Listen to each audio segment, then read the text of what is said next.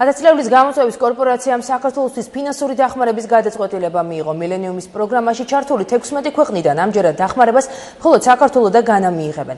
ახალი პროექტების დასაფინანსებლად 300 მილიონი დოლარია გამოყოფილი, თაღა ორ ქვეყანას შორის გადანაწილდება. 1000 გამოწვევის კორპორაციის ბორდის ხდომა ვაშინგტონში გაიმართა. ხდომას ამერიკის შეერთებული შტატების სახელმწიფო მდივანი ჰილარი კლინტონი ხელმძღვანელობდა. ასევე ბორდის წევრებს შორის იყო ამერიკის ფინანსთა მინისტრი ტიმ გაიტნერიც.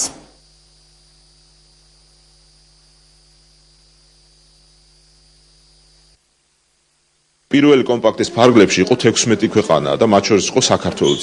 ამჯერად აი ამ ბორდის ხდომაზე, გუშინდელ ხდომაზე, მხოლოდ გადაწყდა ორი ქვეყანა მიიღებს ამ დახმარებას, ეს არის საქართველო და განა. ჯერჯერობით თანხის ოდენობა არ არის ცნობილი და ის ალბათ მოგვიანებით დაზუსტება უახლოეს მომავალში.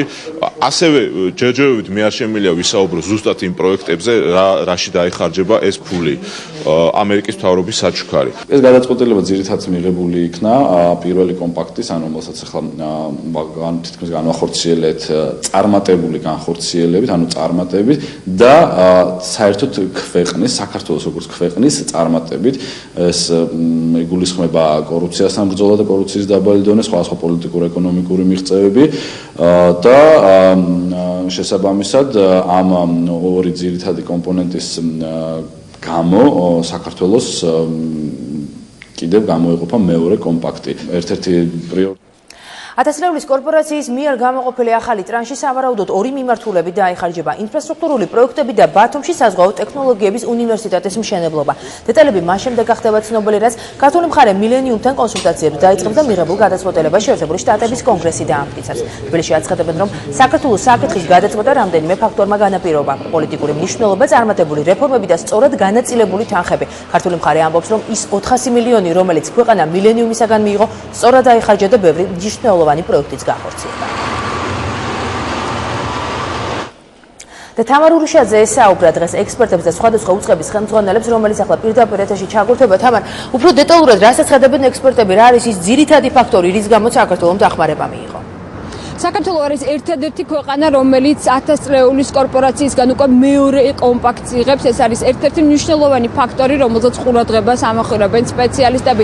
ეს განაპირობა საქართველოს საკითხთან დაკავშირებით მიღებული გადაწყვეტილება განაპირობა რამდენიმე ფაქტორმა. პირველ რიგში ეს არის წარმატებული რეფორმები, ქვეყნის დემოკრატიული და სამართლიანი მნიშვნელობა, ქვეყნის შესაძლებლობა, რომ საკუთარ ხალხში ჩადოს ინვესტიცია, ანუ ეკონომიკური განვითარება, ასევე ბუნებრივია ამ საკითხის პოლიტიკურ მნიშვნელობასაც უსვამენ ხაზს და თანხების სწორად გადანაწილება, როდესაც საქართველოს განახორციელა ძალიან მნიშვნელოვანი პროექტები და სწორად გადაანაწილა თანხა 400 მილიონი დოლარი, რომელიც მილენიუმისგან მიიღო პირველ ეტაპზე. 5 იანვარს შეიკრიბა 1000 წლეულის კორპორაციის სამეთვალყურეო საბჭო, რომელსაც ხელმძღვანელობს შეერთებული შტატების სახელმწიფო მდივანი ჰილარი კლინტონი. 7 კაციან საბჭოში შედის ასევე ქვეყნის ფინანსთა მინისტრი და მათი გადაწყვეტილებით მხოლოდ ორ ქვეყანას გამოუყოს ტრანში და ერთ-ერთი მათგან არის საქართველო.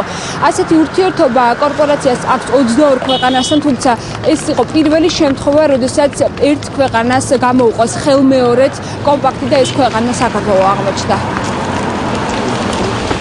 არის ორი საკვანძო მიმართულება. პირველი ეს არის ტექნოლოგიების უნივერსიტეტის გახსნა საქართველოში, უნივერსიტეტის, რომელიც ხელს შეუწყობს ტექნოლოგიურ ინოვაციებს საქართველოში, ტექნოპარკების და ბიზნეს ინკუბატორების ჩამოყალიბების მეშვეობით და ეს არის საწინდარი იმისა, რომ შეიქმნას ახალი სამუშაო ადგილები და ხელი შეეწყოს ექსპორტს.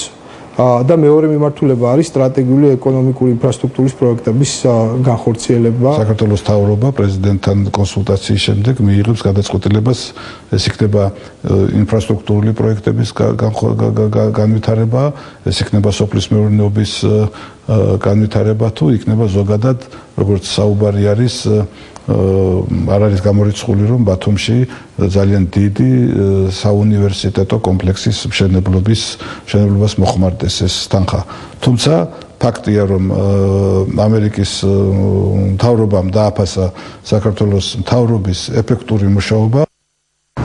საქართველოს მიიღებს $300 მილიონ, ეს არის საჩუქარი ერთგვარი გრანტი 5 წლიანი, რომელიც ბუნებრივია უკან არ უნდა დაბრუნდეს. ეს არის ძალიან მნიშვნელოვანი გადაწყვეტილება, როგორც ექსპერტები აცხადებენ და სავარაუდოდ ორი მიმართულებით დაიხარჯება თანხა, ეს იქნება ერთი რეგიონული და ინფრასტრუქტურული განვითარების პროექტები და ასევე მოხდება მაღალი დონის ევროპული სტანდარტების შესაბამისი ტექნოლოგიური უნივერსიტეტის მშენებლობა. დეტალები მას შემდეგ გახდება ცნობილი, რაც მხარეები უკვე კონკრეტულად მოლაპარაკებებს დაიწყებენ. დიდი მადლობა თამარ ურუშაძე საუბრობდა მოამბის პირდაპირ ეთერში.